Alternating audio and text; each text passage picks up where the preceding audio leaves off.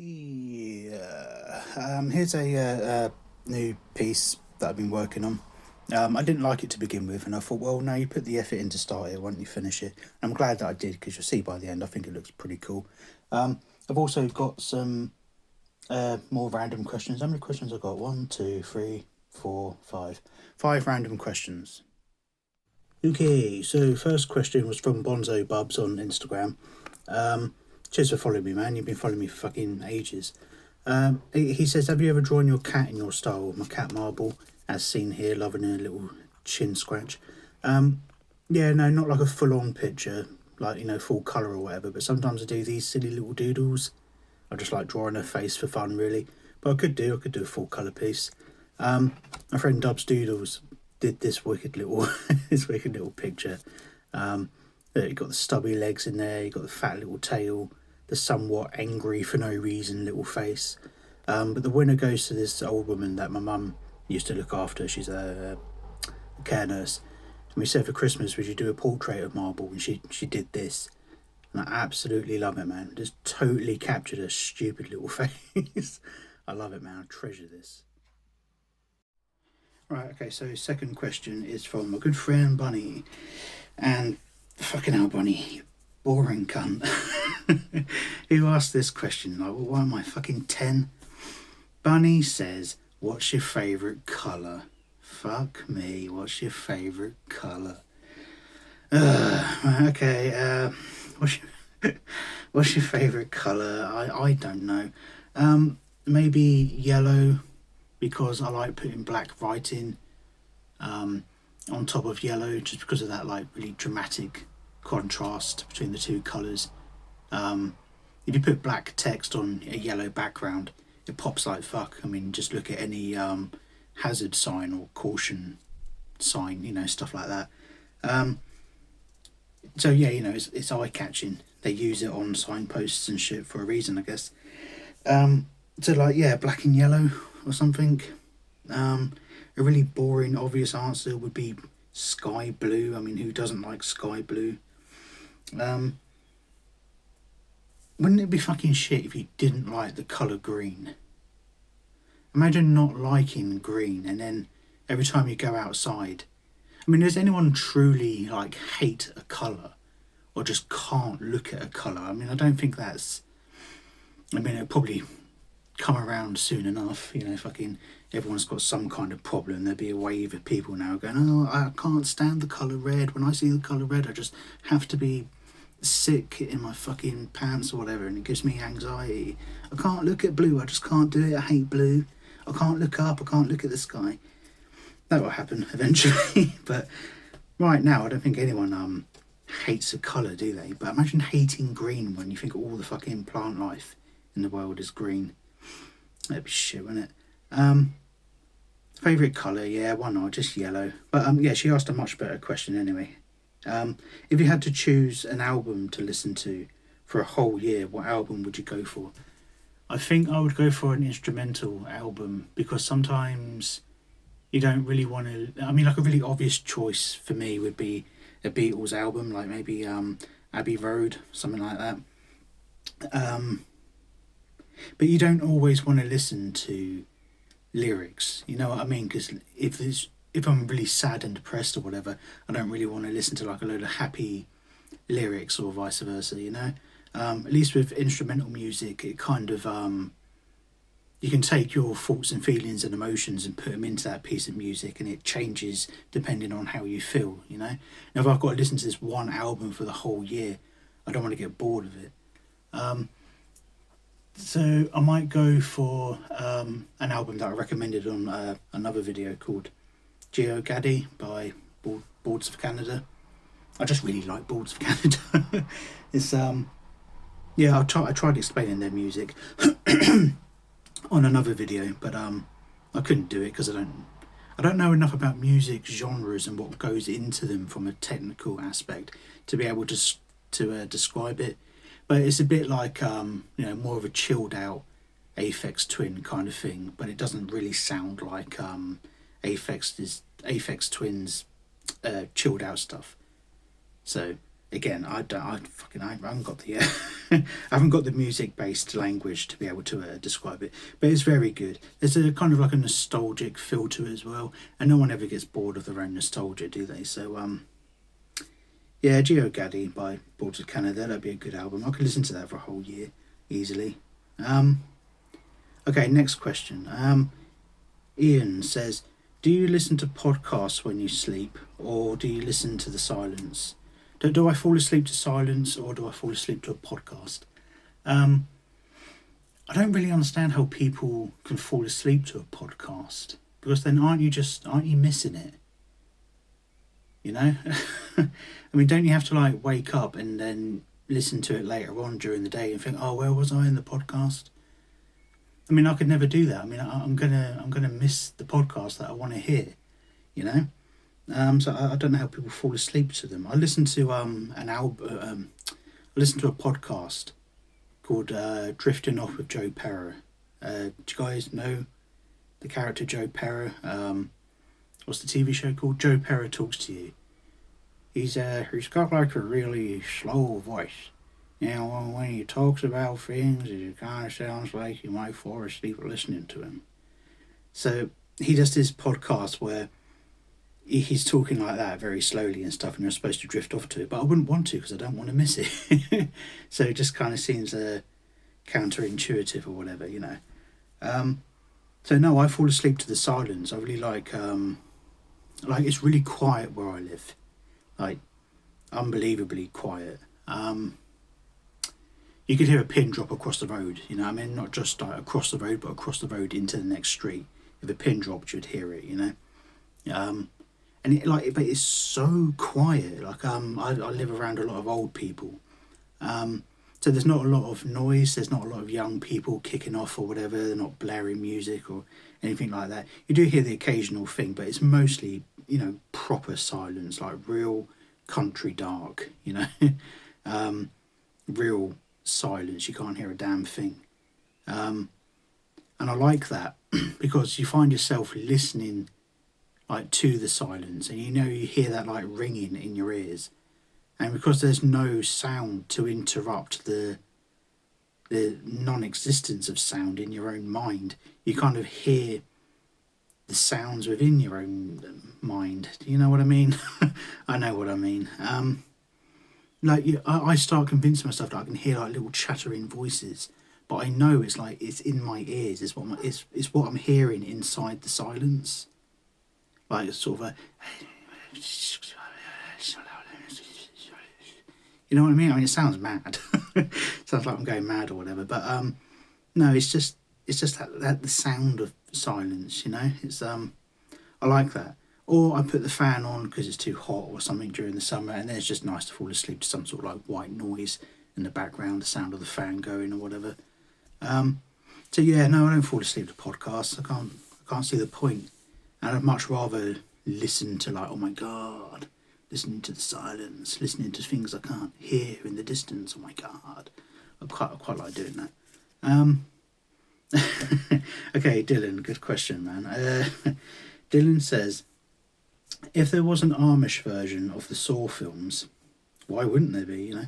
If there was an Amish version of the Saw films, what would the plot be and what would the traps be like? Okay, so I gave it a little bit of thought while I was making a coffee. I'm talking of drink, I need a drink. 2 seconds.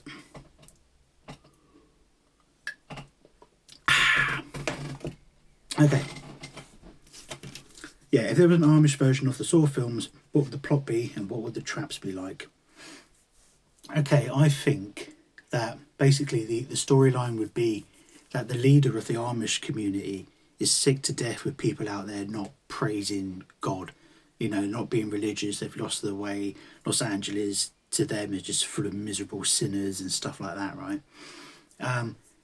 And the rest of the Amish community don't know that this guy has a computer, he has access to Wi-Fi, and he's got the internet, and he's looking at all these like different celebrities and just, you know, miserable sinners and shit. And he takes it on himself to travel into Los Angeles and start kidnapping people. So he's kidnapping these people who he thinks are like disgusting, and he drags them back into the community. and they wake up inside, you know, one of those lovely, beautiful barns that they make. He wakes up in one of them, and he's greeted by, you know, a flickering. Oh no, sorry, it wouldn't even be a TV screen, would they? They don't have TVs. Okay, but you know the puppet from the Saw films called Billy.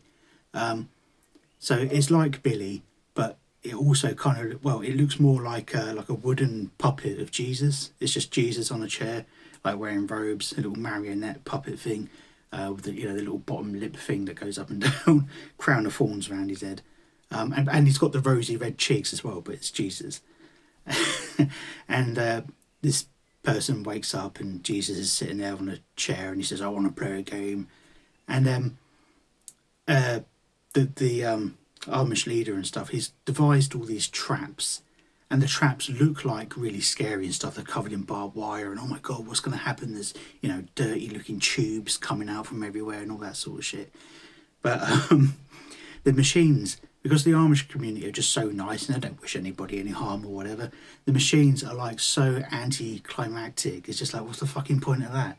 So like a really elaborate machine that is designed to basically push you across the floor and make it so that you slam your big toe against a door frame. Like, that's it, that's the machine. So it's just like that sort of pain, like, fucking hell, my toe. And then like another machine, you put your hand in it, you think, oh my god, what's going to happen? Is a rat going to come out and like rip the person's hand to pieces or whatever? But instead it's just a hammer that comes down, and the hammer doesn't break the hand, it doesn't smash up the fingers, it doesn't even hit you on the thumb, it just hits you on the side of the thumb. You know, when you're putting a nail in and then you clip the side of your thumb, you think, you cunt, fuck. You're there shaking your hand. It just does that to you. It just nicks the side of your thumb with a hammer.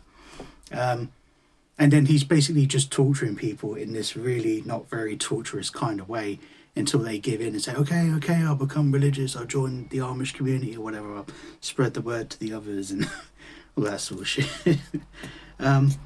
God, that'd be fucking pointless as fuck, wouldn't it? An Amish Saw film, fucking hell. You couldn't even make it scary. You can make it psychological. I mean, there's probably a good film to be had there, actually, an Amish Saw film.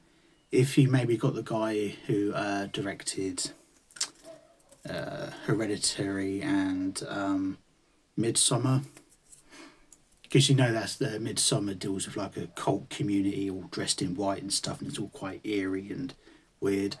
If you gave the film like a psychologically disturbing undertone to it, like Midsummer, it'd probably be alright, actually. I'd probably watch that. But then again, I'd watch a fucking comedy version of an Amish Saw film. It'd make a good fucking comedy sketch. What else? Oh no, that's it. I've come to the end of the questions. Okay, well, on the subject of horror films, I'll share with you a random idea that I've got for a horror film. Well, you know, no one ever makes a horror film set inside a care home. In fact, like most horror films never seem to be based. It's always a group of sexy young American college students or whatever, and there's some sort of enemy who's going around cutting them all up, and then you know, until there's one of them left and one of them escapes and kills the monster or enemy or slasher or whatever it is. Yeah, it's always the same sort of cliche sort of shit, and there's only so much you can do, right? But you never see a horror film set in an old people's home. I mean, like a proper old people's home where a lot of them are on, you know, knocking on death's door. The cast, like the main characters, are like 97 years old. You know, like proper fucking old people. Like skinny as fuck. They just look like a bag of bones. They've got those watery red eyes and all that. And no lips because they're disappearing into their mouth because all the teeth are falling out. Really fucking old people, right? I mean, the actors wouldn't actually be that old. You would have to get people in their like 60s and 70s and put makeup on them and stuff, and that's totally doable. So, a film. My idea for the film, just because no one ever does a fucking film set in an old people's home with a cast of strictly old people. It would be about this. So this American soldier, he was in World War II, and now he's retired. He's an old man. He comes to the care home. He's been there for a while. Gets on with people. He's got 1,000 different war stories and stuff. But one story that he doesn't share with anyone is that he was part of a like a covert mission to infiltrate a group of Nazis in World War II, who were using black magic to contact mythical creatures and stuff. And he had to take out a group of Nazis that were also werewolves. Now I know Nazi werewolves is a very niche sub-genre or whatever already, but you don't see a lot of it. Mainly comics from like the 1950s and stuff. But so you got this American soldier. He's in the care home, blah blah blah blah, and he's been there for a while, a couple of years. It's all going fine, and but he's never told anyone about this secret black magic operation. You know, why would he? He doesn't want to freak anyone out. And one day, this old bloke comes in, and he's German, and he's not there by any mistake. You know, he's actually one of the werewolf guys that managed to get away. And now he's turned up at the care home to like finish this thing, you know, finish what was started with this old American soldier bloke. The old bloke is like, you know, he's 90 years old. The old German guy's 92. You know, these are like old guys. But this old German guy still has it in him to turn into a werewolf, only at night time under a full moon and all that. And the film is this old American soldier in a care home who's trying to protect the other people because they can't protect themselves. They can't even get out of bed, you know what I mean?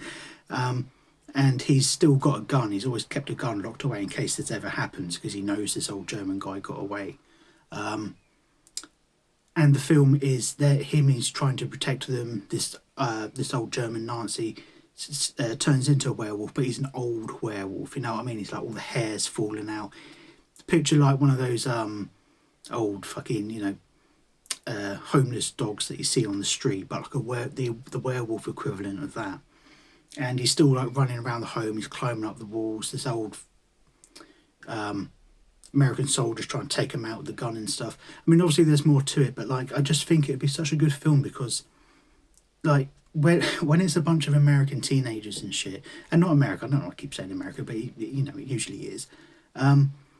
You get fucking bored of it, don't you? You think, oh, good, hurry up, who's going to get eaten first, you know? And so that emotional connection of like, oh my God, these people are going to die is never there when it's a bunch of students, sexy students as well. You just think, oh, fuck off and hurry up and die. So, but for a bunch of old people, you think, oh no, not the elderly. Not the elderly, oh fuck, you know, I don't want to see this 97-year-old woman have her guts pulled out for a fucking prolapsed arsehole. You know, I mean, you could make the fucking gore in it really disgusting. The werewolf grabs hold of a woman's leg and he's decrepit, rotten old werewolf nails rip through a piss bag and all the piss like goes on the floor. An old woman's standing in the hallway, she sees the werewolf and she got diarrhea down the back of her legs. Whatever, sounds horrible. But yeah, wouldn't it be cool? Because you just don't connect with people in films anymore, and everyone loves the elderly and stuff. I mean, it's the same with kids. You never really see kids in danger. You never see kids get ripped apart, and you probably think, oh, I don't want to see kids or the elderly get ripped apart anyway. Who's going to watch that? But if you're really into horror films, you want something fucking new and exciting. Well, do something new and exciting, you know. Is it Eli Roth? Yeah, it was. Eli Roth did a film called Clown. And this guy is turning into a clown. It's really good. I totally recommend it. This guy is slowly turning into a clown and he's going to like... Well, he runs around eating kids and stuff. But my point is, you don't see him eat the kids, you know? And I know there's other like slasher films out there. I think like Korea do some really like taboo stuff with kids getting beaten up and all that sort of shit. But in this clown film, it's always like suggested, if you know what I mean, just like, oh my God, the kid's screaming, the clown's running towards him, and then you see some like, you know, blood hit a wall or whatever. I think, yeah, no, just show it. Why not show it? Like, if you're already putting a kid in that sort of film anyway, why not go the full hog? And the kid will probably enjoy it, you know what I mean? Like, if the kid's about 11 years old or something, I mean, it'd be a lot worse if the cast of kids were like 5 You know what I mean? You don't want to put a 5-year-old through that, putting gory makeup on a 5-year-old and asking him to understand why his guts are being ripped out in a film or whatever. That's too much. Like, don't put that on a toddler. But like 11 to 12-year-olds, you could put them in a film and have them ripped apart by a clown. You know what I mean? They'll probably love it. And if you're a professional enough at making a film and stuff, you'll have people there to explain to the kids, hey, you know, this is all just a bit of fun, isn't it? And but you just don't see it, and you certainly never see old people. You never really see. I mean, the only film I can think of set in a care home is that. Oh God, the fuck is it called? It's got a weird name. Bebob, Bob, Bebob, Bob, Beb. Oh, Enoch, where are you? Bebob, Bob. Bubba Hotep. There we go. Bubba Hotep. I tell you what, that film's never as good as I think it is. I always think the premise is amazing, but it's just not that. But I'll tell you what it is in case you have no idea what the fuck I'm talking about. This guy who's an Elvis impersonator, or he is actually Elvis, I can't remember, but he's an Elvis impersonator, and he goes to a care home with this old bloke in a wheelchair who thinks that he's JFK. And together they try to stop this a mummy, as in like Egyptian mummy, who's has like a fetish for like cowboy clothing or something, and they try to stop him from putting a curse on a care home or something. And again, that's set in a care home, but it's not what I'm talking about, you know. How much longer have I got left? About 3 minutes. What else can I pick for 3 minutes? No, I haven't got any other questions. Oh no, I'm just going to flounder now for 3 minutes. I'm looking at... I mean, I put way too much thought into the other video where someone said, is fucking a centaur bestiality? So I'm just looking at my questions here. Someone said, is fucking a centaur bestiality, half man, half horse thing? And like, even after the video was done, like, I was still thinking about that for fucking ages. Disgusting. Absolutely vile. People that have sex with fucking animals. What is... Sorry, is this where I'm going now? Talking about bestiality, apparently. I've said this in another video, I think, I can't remember. But I once saw a video for people campaigning for, like, you know, that they were pro bestiality. And the video was this guy talking to his golden retriever, and he's talking to the camera with his golden retriever about how, you know, oh, bestiality is fine. And he's talking about how much he loves his dog and his dog loves him back or whatever. So how do you know that, mate? You know, what are you on about? And at the end of the video, he sticks his fucking tongue in his mouth, and it's like for God's sake. And it was really like professionally done. It was really God, I can't say that word, can I? With a bunch of other words, professionally done. Yeah, he was snogging his dog, but it was like a really nice thing. It was just like, if it wasn't bestiality and he was trying to sell something else, I would have signed up, you know. But yeah, there you go. That's the freaky world we live in. What's up with those people that fucking fall in love with inanimate objects as well? There's a woman who reckons that she's married to the Golden Gate Bridge. And there was a guy in Thailand as well who married a Barbie doll because he believed that it contained the soul of his wife that died in a car crash. Strange world, strange world. But yeah, cool. Any more random questions? Let me know. Blah blah blah blah blah blah blah. You know how it works. It's 2024. Social media. Blah, blah, blah, blah, blah. Bye.